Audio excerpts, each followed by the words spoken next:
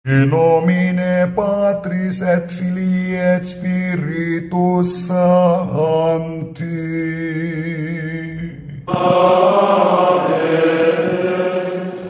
Dominus vobiscum.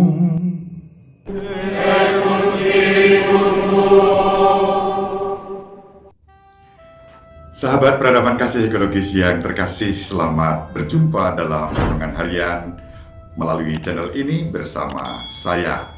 Semoga panjenengan semua senantiasa diberkati Tuhan, sehat, semangat, jangan lupa bahagia. Hari ini kita akan membaca bacaan pertama yang diambil dari surat Santo Paulus kepada Timotius yang pertama. Sekali-sekali kita membaca dan merenungkan bacaan pertama. Selain juga bahwa Injil yang kita baca hari ini pernah kita renungkan, yaitu terkait dengan perumpamaan penabur yang menaburkan benih yang jatuh di tepi jalan, yang jatuh di semak berduri, yang jatuh di tanah yang subur, dan seterusnya. Itu pernah kita renungkan. Maka hari ini saya mengajak panjenengan semua membaca dan merenungkan surat Santo Paulus kepada Timotius yang pertama, bab 6 ayat 13 sampai 16. Saudara terkasih, di hadapan Allah yang menghidupkan segala sesuatu dan di hadapan Yesus Kristus yang memberi kesaksian yang benar, di hadapan Pontius Pilatus, aku memperingatkan engkau, taatilah perintah ini tanpa cacat dan tanpa cela, hingga pada saat Tuhan kita Yesus Kristus menyatakan dirinya, saat itu akan ditentukan oleh penguasa satu-satunya yang penuh bahagia, Raja di atas segala raja, Tuan di atas segala tuan. Dialah satu-satunya yang tidak takluk kepada kematian dan bersemayam dalam cahaya yang tak terhampiri. Tak seorang pun pernah melihat Dia, dan tak seorang manusia pun dapat melihat Dia. Bagi Dialah hormat dan kuasa yang kekal. Amin. Demikianlah sabda Tuhan. Syukur kepada Allah. Sahabat peradaban kasih ekologis yang terkasih, kalau Santo Paulus mengatakan taatilah perintah ini tanpa cacat, wah, itu perintah yang mana? Tentu di dalam bacaan ini disebut kita diajak untuk taat kepada Kristus yang menyatakan kebenaran, Raja di atas segala raja, Tuan di atas segala tuan. Sebagaimana dikatakan Santo Paulus dalam surat yang baru saja kita baca. Nah, perintah-perintah yang ditawarkan kepada kita untuk ditaati sebetulnya sudah disampaikan dalam bacaan pertama kemarin. Santo Paulus menulis, saudara terkasih, ajarkanlah dan nasihatkanlah semua ini. Jika ada orang yang mengajarkan ajaran lain dan tidak menurut ajaran sehat, yakni ajaran Tuhan kita Yesus Kristus, dan tidak menurut ajaran yang sesuai dengan iman kita, dialah orang yang berlagak tahu, padahal tidak tahu apa-apa.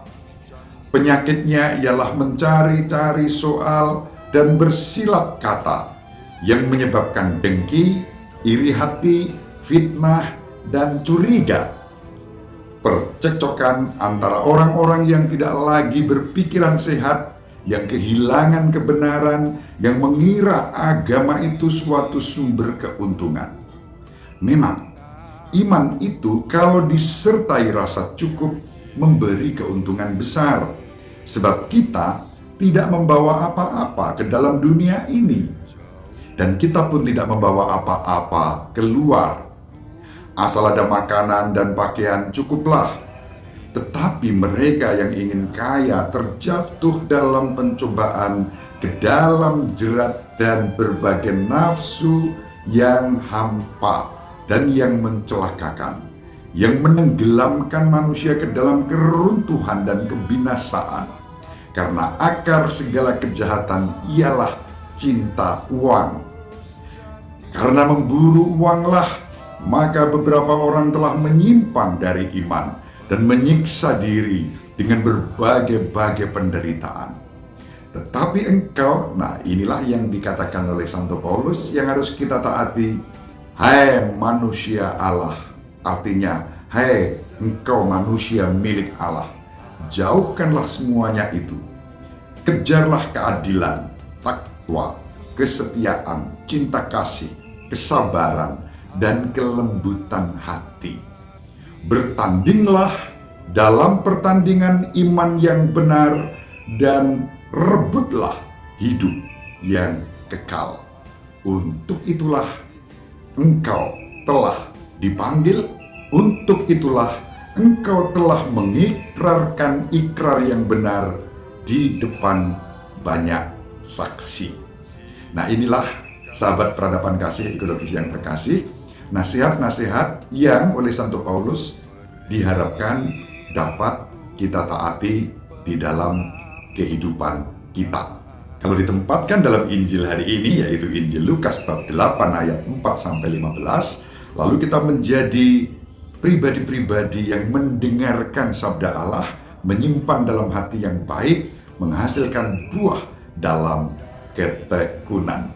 Semoga kita semua diberkati menjadi pribadi-pribadi yang menghasilkan buah berlimpah dalam kehidupan ini.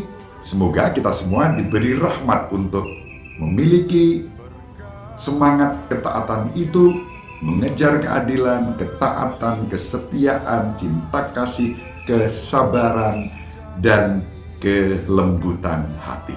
Berkat keadilan yang kita perjuangkan, ketaatan, kesetiaan, kesabaran, kelemah lembutan yang kita hayati. Ibu Maria selalu mendoakan kita, Bapak Yusuf memberkati kita dengan keheningannya.